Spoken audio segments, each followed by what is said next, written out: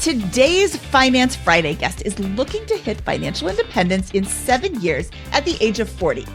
But could his timeline be fast-tracked to retire even earlier with some slight changes to his investment strategy? Let's see what's possible today. Before we get into Travis's finances, we want to thank our sponsor. This episode is brought to you by Connect Invest, real estate investing simplified and within your reach. Now, back to the show. Hello, and welcome to the BiggerPockets Money Podcast. My name is Mindy Jensen, and with me, as always, is my blueberry-loving co-host, Scott Trench. Mindy, I don't know how you always produce such great intros here. BiggerPockets has a goal of creating 1 million millionaires. You're in the right place if you want to get your financial house in order, because we truly believe financial freedom is attainable for everyone, no matter when or where you're starting. Today, we're going to discuss if Travis is on track to reach 5 by 40, what to do when you're at a crossroads with investing, what could fast track Travis's financial journey, and how can we generate more income? Travis, super excited to welcome you to BiggerPockets Money today. Thank you so much for being here. Thanks for having me. I'm really excited to be here. So Travis, let's jump into your money story really quick. What does your journey with money look like? I really have BiggerPockets to thank for my money journey because it all started just before I went to buy my first house. I stumbled upon the First Time Homebuyer book from BiggerPockets, and it just opened so many doors for me, opened my eyes. I learned a ton, and that was really where my money story started, because it wasn't until I read that book that I actually was able to learn what I had and where I could go. So that was really only maybe 2.5 years ago that I picked that up and read that. So awesome. Yeah, I love that book, but I can never remember what it's about. Who wrote that book, Scott? Do we know? Oh, that Mindy and I co-wrote that book. So thank you for the plug, Travis. Well, Travis, could you give us a little bit of background on how you kind of got, after you kind of read that book, and how have things gone the last 2.5 years and, to get us to this point? Yeah, things have gone really well. So after reading the book, my wife and I had a better plan for the house we wanted to buy and what we want to do with it. And then we also, after that, learned so much more about index funds, retirement accounts, and just kind of ran with all of it. So in the last 2.5 years, things have been really well for us. We really focusing on financial independence. We bought that first house. We're doing the house hack, and things are going really well. Yay, I love it. What is your retirement goal? Yeah, so right now my retirement goal is to be work optional by age 40. So I know financial independence oftentimes is, truly not working at all, and that's not really what my wife and I want. So we chose the age of 40 because it was a nice round number, I think, to get there. And it was really only then that we would kind of decide what work optional actually looked like for us. And let's remind our listeners, how old are you right now? 33. 33. Okay. Let's take a quick peek at your numbers. I see income of $208,000. Nice. That's both you and your partner. Expenses of $83.36 a month. The income was annual, not monthly, although boy, I'd like to talk to you about changing jobs if it was. Debts of $7,000. And then your investments, I see $20,000 in cash, $196,000 in a 401k, $18,000 in an HSA, $45,000 in a Roth, $80,000 in a brokerage, negative $7,000 in credit cards, which means you have a credit card debt. But since that matches your debt load, we're going to talk about that in a minute, and a primary mortgage of $380,000. What is that interest rate that you have on that mortgage? 6.3%. So that was a purchase after June of 2022. That stinks, but that's also that's not horrible considering how high it did get up to. And your retirement goals are work optional. I love that phrasing, work optional in 7 years. Do you like your job? Not really, no. It's hard to say that, but it is the truth. I don't really have a lot of passion for my work. And I don't feel that it makes a whole lot of difference or helps a lot of people. So I like my coworkers, and I obviously like my salary, but the actual work itself is not that great. Okay. Is there something else you want to do? Because you said work optional instead of early retirement. Yeah. So for me personally, two of my biggest hobbies are mountain biking and gardening. And so a work optional setup for me could be teaching or guiding mountain biking, and maybe doing something with gardening as a side business or a small business, or working at a farm here in the local area, maybe part-time. So doing both of those things part-time. That would be work that I definitely would enjoy more than what I currently am doing. So is your goal in 7 years to be financially independent or another flavor of FI like Coast FI or Lean FI? I think the goal really is true financial independence, to where if the money from the kind of part-time jobs was almost zero, that we could fall back on just true financial independence. So financially, that is the goal. But as far as continuing to work, having no job at all is not the goal. Okay. So how can Scott and I help you today? I'm here to ask for, if you think I am on track, or if there are any things I can do that I'm not seeing that would help me for sure reach my goal, or maybe even speed up my goal to get to that financial independent, that work optional stage. I spend so much time getting to where we are now and learning so much and making some money moves to get where we are, that I am sort of like stuck in what I see. And I think a fresh set of eyes or some experienced opinion would really help kind of give me some ideas, or at least reassure me that we're on the right path. Just a couple of observations that I have here is, one, you're in a great income. You're saving and investing a lot, $91,000 a year, but your expenses are also fairly high relative to your current net worth in terms of retirement. So if I just do some simple math, I see $8,300 in monthly spend.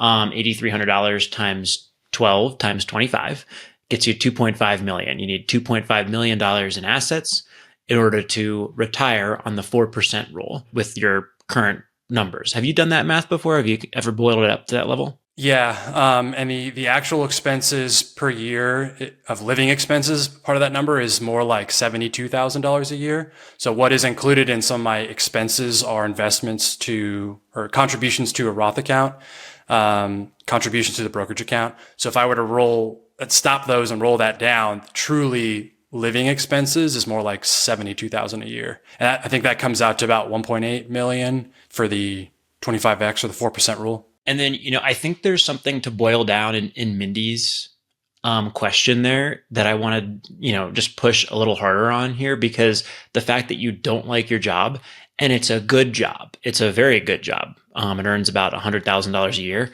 but it's not an incredible job that is, from an income perspective at this point. I think that for me, that makes me question or want to start the discussion around, is there something active that you can begin doing in real estate or in business to some degree outside of that in the near term that can provide some of those benefits a little earlier and give you that optionality sooner than what you're doing? Because and another observation that I'm seeing in your overall profile here is that $91,000 in investments is heavily coming from tax advantaged accounts like the 401k and HSA. Which can be done around that. But if you're going to go that route, you're going to have very little liquidity until you start setting up some sort of withdrawal mechanism from those 401ks. And I worry that you're on a path into a trap over the next 7 to 10 years where you'll become a millionaire, but it'll be hard to access that with that career. Like, how's that sound? Is that any reaction to that observation or that thought process? Yeah, that is something I have thought about. Most of our investments are in the 401ks or the Roth IRAs, and they're tied up in those. And I have done some research on like the SEP 72 or the Roth conversion ladders. It's something I've thought about. And that's kind of why I'm here as well, is to find a way to maybe increase the taxable account, the brokerage account, so we don't have to be locked into some strategic tax advantaged withdrawal strategy. But I guess I'll follow up with that and say that it's hard to get away from the 401k investing, the Roth investing, the HSA investing, because the tax advantages right now are so good and it's so easy to just park the money there, that that's where I'm at, kind of this crossroads of like, do we pull back for any particular reason? And do I give up those tax advantages now to have more flexibility in the future? All right, we need to take a break to pay some of our own bills and celebrate the sponsors who make BiggerPockets money possible. And when we're back, Mindy and I will discuss how on track you are to meet your goal of retiring in 7 years, Travis. Welcome back to the show. That's going to be the multi-million-dollar question here, I think, as we go through this. And I think, it comes down to how much belief do you have in your job and career? Because if you the reason I think that that's a crux question, or the first place I want to probe, is if you think your career has big upside on that front, then and that income is going to go up, then that makes a lot of sense to continue doing the strategy that you're doing right now. But if you're not passionate about it, don't like it, and are feeling stuck, you won't get to where you want to be in 7 years with this approach, right? Because I can just do the math right now. You're investing $91,000 a year. That's 637. What am I doing with my math here? 91 times 7 is going to be $637,000 in aggregate contributions to this on top of your $400,000 current net worth. You're not going to get quite to where you want to be at age 40 unless you get a lot of help from your investment portfolio and the market booms on that front. So, and that's all going to be in those retirement accounts. But if you think that income is going to go up and the career is going to accelerate pretty dramatically for you, then that becomes the kicker, and that number is much higher. I don't really see a huge acceleration in the career or in the salary over, let's say, the next 7 years.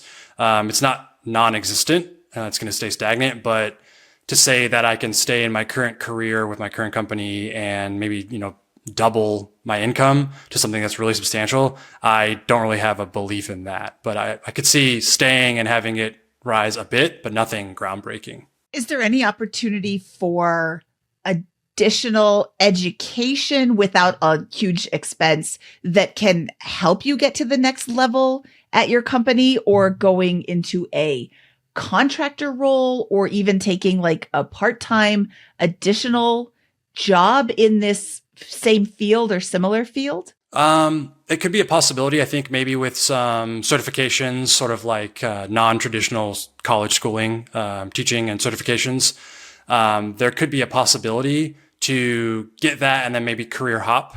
It's one thing I've thought about in the past, is doing something like that to really up the salary.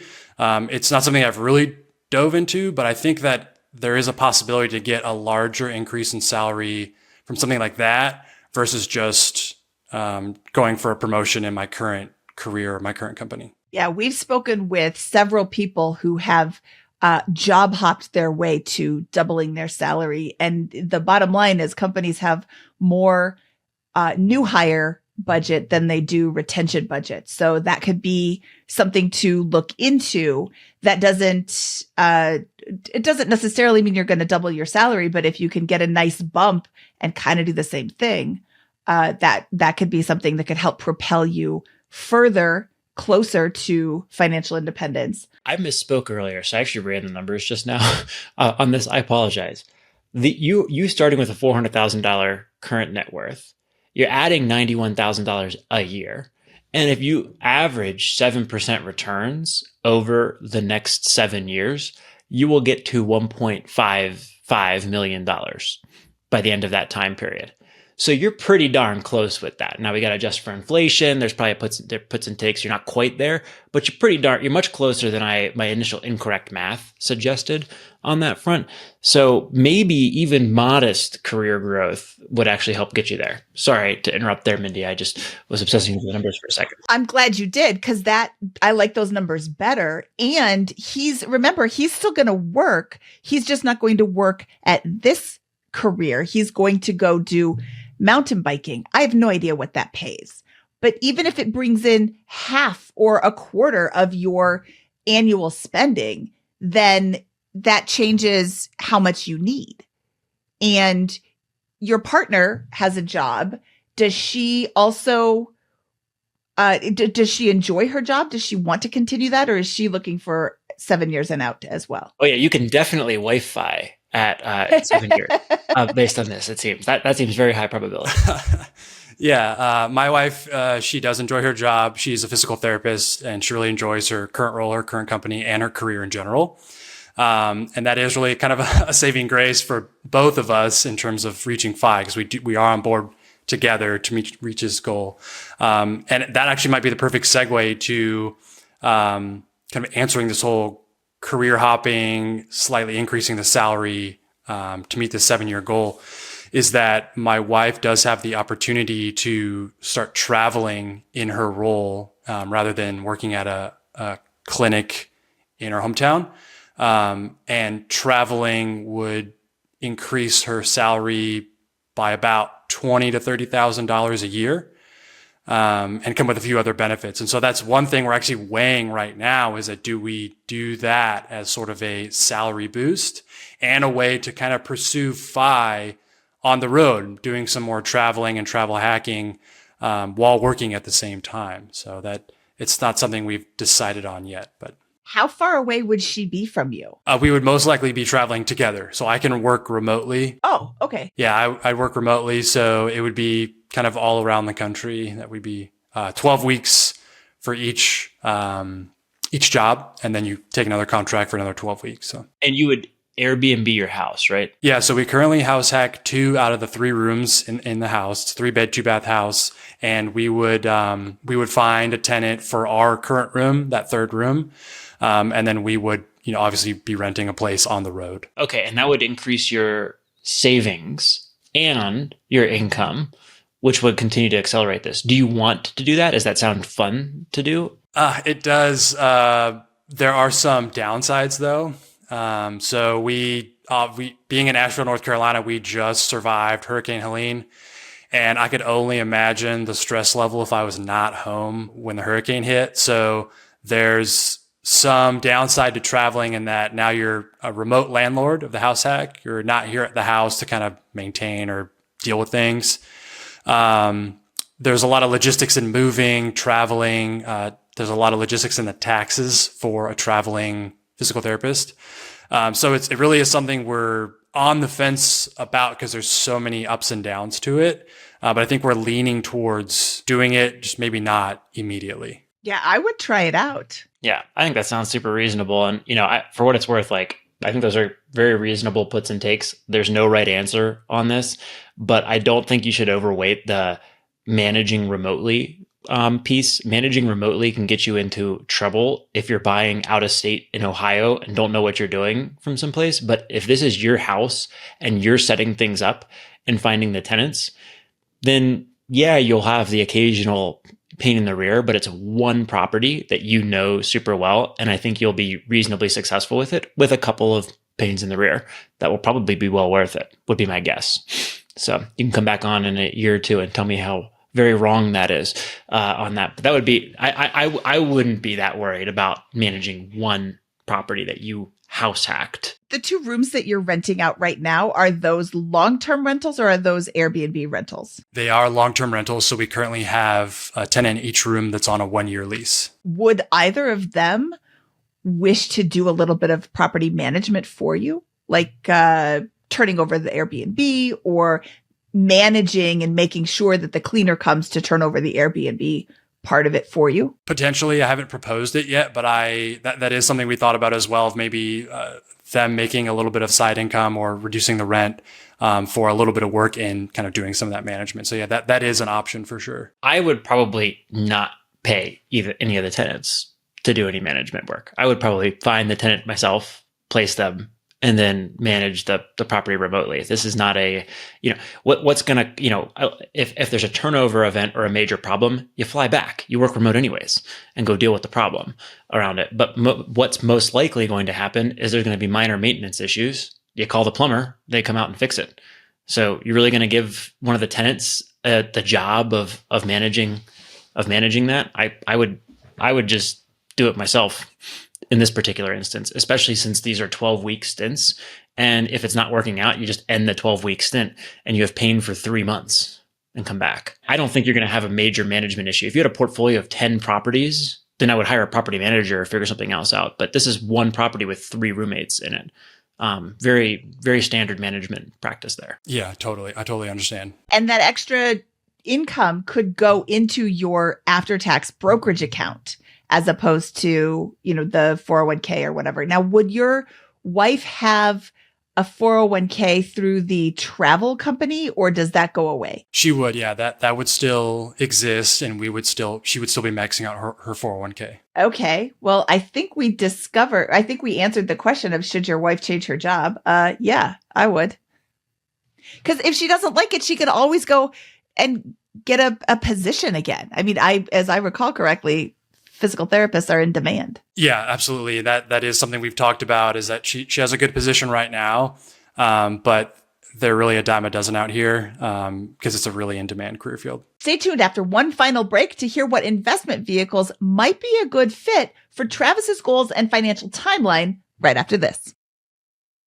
All right, let's jump back in with Travis. What other questions do you have for us? Besides the questions around, slightly increasing the salary or pursuing a different job, is there anything else with money moves or investing that we could make to speed things up or to get away from the 401k investing? It's, as I mentioned earlier, it's so easy and the tax advantages are so nice of the 401k that I always gravitate toward that. But I fear that we're not seeing an opportunity either in real estate or in investing in the taxable account first that we're not taking. That's the hard question, right? I mean, like it's so textbook to go down the stack like you're doing, right? I see, like I'm looking at your statement here, and it says 401k 46,000, 401k match 4,000, HSA 8,300, Roth IRA 14,000.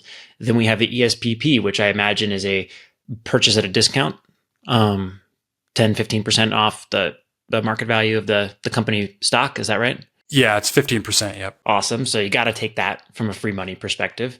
You got to take your match. You got to take your ESPP, right? Those are the no-brainers in this stack. You're just never going to get a better deal than those two things in almost anything else. And then the question is, how much further down this list do you go? Do you continue to max out the HSA? Do you continue to max out the 401k? That will free up $25,000, $30,000 a year after tax to go into your savings account. And I think that that's just really hard in your situation because you're doing the textbook play here. You've got to have really high conviction that you'll actually use it for something that will give you freedom in a much earlier fashion. So if you wanted to go and flip houses or build a portfolio in Asheville, for example, I'd say that's the time to make that change. But I'm not hearing that from you. I'm not hearing a business idea or an itch to become an entrepreneur, or to kind of go into the small business world or just get out of that job way earlier. I'm hearing, I kind of like the situation. I want to travel. I'm thinking about actually traveling 12 weeks of the year to different locations from this and want to enjoy that. And if that's the route you want to go, I think what you're doing is great. You are, to your point, missing opportunities that you're probably not even thinking about right now because the cash liquidity in the after-tax bucket is not growing very meaningfully right now and won't with this approach. But that's okay. It's just a matter of knowing that and making that a conscious decision. Yeah, if I was in your position with your numbers and your goals, I would continue to max out the HSA, assuming that you are in generally good health and that you are keeping all of the receipts for all of the expenses that you are incurring. And then when you do retire in 7 years, your HSA account is going to be significantly larger. You can start cashing in those receipts, and that can supplement your income, which reduces the amount that you need, the total amount that you need to retire. And the same with the Roth IRA.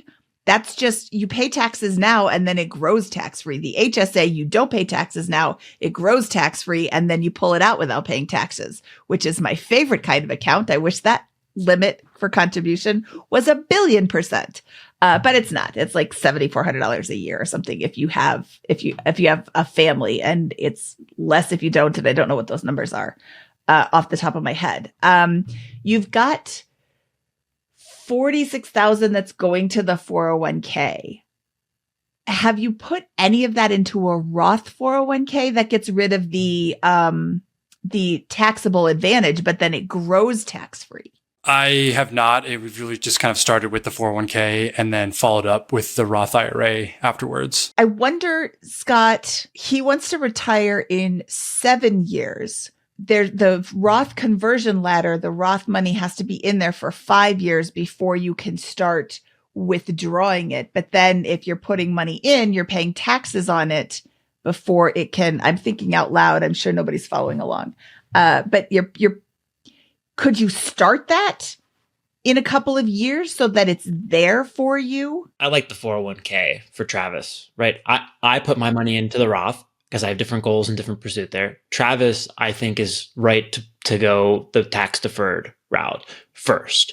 Once that's exhausted, then to move into the Roth situation, because your income's high right now and it's going to be lower. That's your plan. You seem very convicted in that plan after the age of 40. If that's the case, take the tax deferral now and shift it over at that point in time. Yeah, there's a risk that tax brackets go up or whatever around that, and you're missing some opportunity in the Roth. But I think that based on the information we have today, that's the logical choice in this route. And once you get to that retirement bracket, you're going to have to do the math. Your net worth is going to be heavily concentrated in your 401k at that point, and you're going to have to think through one of several options, including the substantially equal periodic payments route, or the Roth conversion ladder. But I think that you're going to get and you're going to need some sort of extra oomph over the next 7 years in order to actually finish the play with a good margin of safety to retirement. So something on top of this approach has to be done. And that could be something in the physical therapy world. That could be something in the mountain biking space. Although I'm very curious to see how you're going to make money from mountain biking. I would love to rehear that one more time on that front. But there's going to be something, there's going to be something extra that you're going to have to do in order to finish this play, unless you get lucky with returns over that. And that will probably, whatever that ends up being, that will be your bridge to accessing the money in the 401k, would be my guess. Can you share how you make money on mountain biking real quick, and then onto the that overall thought process? Yeah. So the idea was actually to either be coaching or guiding, either just on my own through my own small business or working for a guiding company. Mountain bike tourism is really big here in Asheville. We have lots of trails.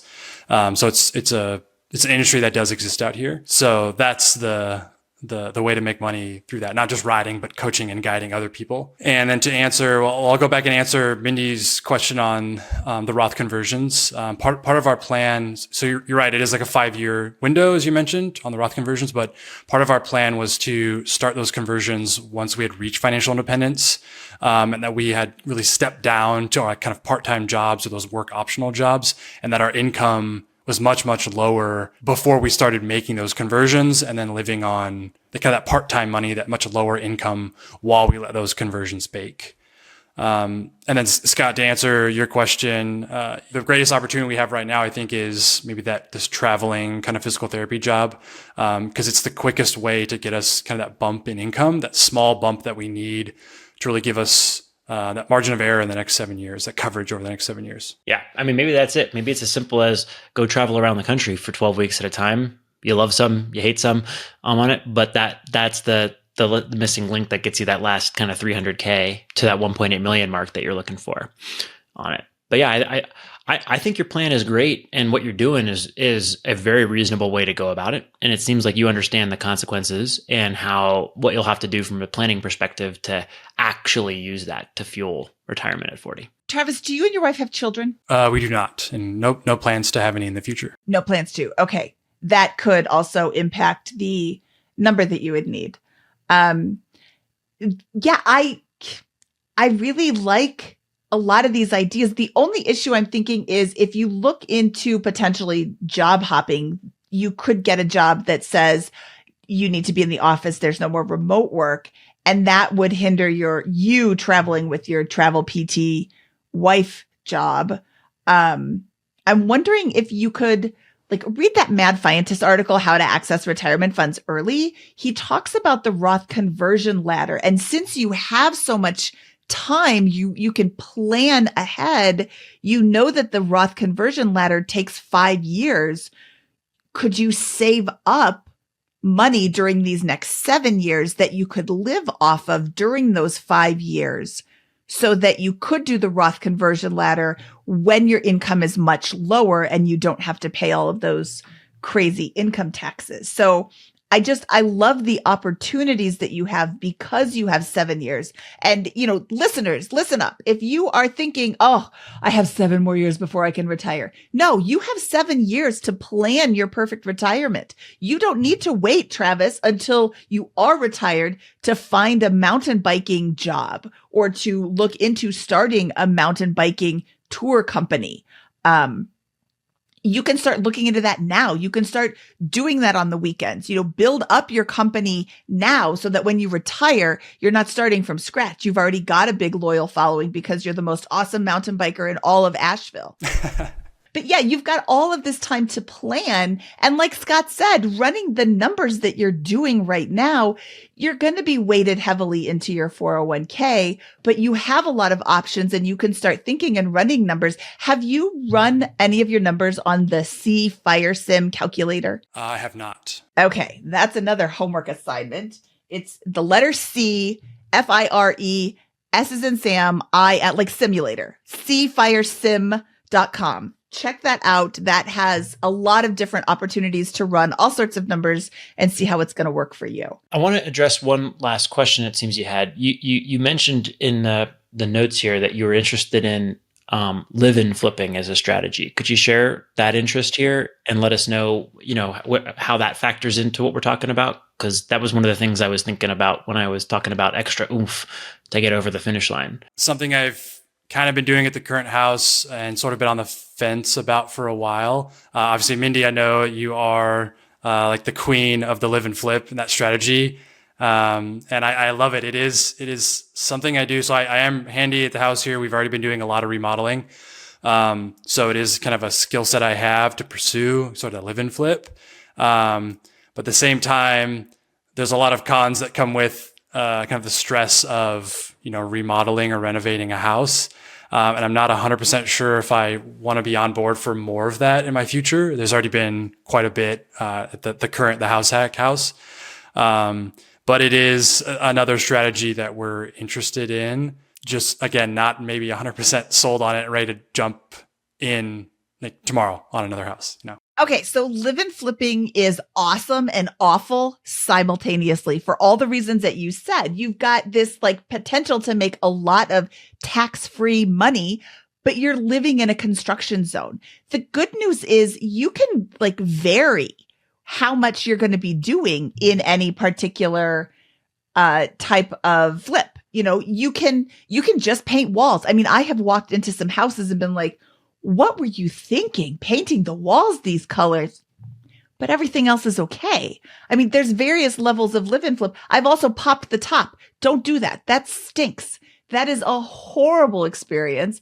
Both times I did it were horrible experiences. I'm never doing it again. And if I ever say that I want to, please come punch me in the face because it's the worst experience ever. But if you're in construction, maybe that's your jam. Like you can control a lot more if you own a construction company and, popping the top. We're in a property now that is hideously ugly. Every wall, every floor needed to be touched. We're not done yet because COVID, thanks, really derailed our timeline. But painting isn't that hard. Installing flooring isn't that hard. Moving walls is a little more work. And remodeling a kitchen isn't that hard. So when you start looking at potential live-in flips, look at what it's really going to take. Go to an open house or have a real estate agent schedule a really long timeline and take a notebook in there and just write down in every single room, it needs this much work. It needs that much work. These are the projects I'm going to have to do. We have replaced electric and plumbing, and we have done roofs and new windows. And, there's a lot of things that you can either do yourself or hire out inexpensively. There's a lot of things you can't hire out inexpensively and it's going to cost you a lot of money. So, just, and be really honest with yourself. What is it that you like to do? What are your strengths? If painting is really the only thing that you're handy at, then a live and flip might not be the right choice for you. But the reason that Carl and I make so much money with our live and flips is we do almost all of the work ourselves. We hire out very little. We hired out 2 people to pop the top. It's hard to find good contractors, which is why we do everything ourselves. But it also takes longer because we're doing it ourselves after work, before the kids get home from school, before bed, over the weekends. I mean, there's a lot of things that I'm missing out on with my friends because I'm choosing to work on my house. So if I can talk you out of a live and flip, great. That means live and flipping is not for you. But if you have a series of things that you like to do, maybe you love laying tile. My husband loves laying tile. That's like a large part of the bathroom remodel is putting down a new floor. Anybody can, well, not anybody. Those toilets are really hard. I was about to say anybody can install a toilet by themselves. I actually can't. They're so awkward and I'm not strong enough to do it. But, you can paint a bathtub so that pink bathtub can very easily be turned white. Don't believe what the box says that it only takes 2 coats. It takes like 26 coats. But like all of these little things they're maybe time consuming, but if you have the time to do it and a live and flip, you do it over the course of 2 years. If you're going to be traveling, I wouldn't live and flip then. But if you decide that you want to come back to Asheville or you decide that traveling isn't for you, a live and flip with a moderate amount of work could be a great way to boost your income or your bottom line. I'll just chime in on some of the things that Mindy said and frame it where a live and flip, again, I use that word extra oomph, that can really get you through to your goals much faster and provide a lot of optionality. The live and flip is not scalable. You can only do it once every 2 years if you want to take full advantage of the tax benefits. I don't know Asheville, but many cities around the country are putting laws in place that say that, or rules around short-term rentals that don't allow you to that only allow owner occupants to do that. Something is bubbling up from a thought process perspective around, is there an opportunity to purchase a live and flip, turn it into a short-term rental, and combine that with these 12-week traveling stints? Is that owner occupant? Like, is that your house and you're Airbnb-ing it for 12 weeks around there at a time, coming back, taking a look or whatever, spending enough time in Asheville as your primary to make sure that everything is above board and getting some really good benefits that are not scalable, but that a single investment could put you over the finish line. Is your high income going to be a really nice asset in that world as well, allowing you to do something that's, going to be a nice quality short-term rental for that area? So I don't know where that leads, but those are the types of questions that start to come up for me. And I think there might be something there. It will not be as fun as not living in a live and flip. You'll have to decide if it's $200,000, $300,000, $500,000 and more money at the end of 7 years from that decision. Is that worth it? Maybe. Yeah, cashing those big checks is super fun. After tax. Mindy, kind of sounds like you were saying that live and flips can be all variety of levels and flavors. So I would have asked you what makes a candidate for a great live and flip, but it sounds like the answer is up to the buyer and the amount of work they want to put in. That's one factor. Another factor is the neighborhood itself. It doesn't matter if you take this garbage house and make it amazing if it's surrounded by other garbage houses. I live in a neighborhood where the price point now is starting around $600,000, but there's a golf course that borders one edge of the neighborhood, and the houses on the golf course are far more expensive. I think there's like a $1.7 million house in my neighborhood. But the thing is, my neighborhood isn't a $1.7 million neighborhood. So in the middle of the neighborhood, that would be a terrible house to make a $1.7 million neighborhood. On the golf course, it's a little different. People like living on a golf course. So make sure that the house that you're buying is much less expensive than the other houses in the neighborhood, but that you could make it to the same level as the house in the neighborhood. Like, if you're buying a $500,000 house and you turn it into $1 million house, but you bought it in a $500,000 neighborhood, people who want to live in $1 million neighborhood aren't going to buy your $1 million house in your $500,000 neighborhood. So the house has to have enough of an upside that you can still make money when you sell it, but also when you sell it, that price point is in line with the rest of the neighborhood. In an area that people want to live in. Nobody wants to live in a house that backs up to a busy street or a train track or like a school. You think it's great because it's all, open space, but it's not. It's loud. Kids are loud. But yeah, there are, choose the kind of house that you want to do the work in. I don't touch broken foundation houses. I don't touch houses that have been contaminated with meth.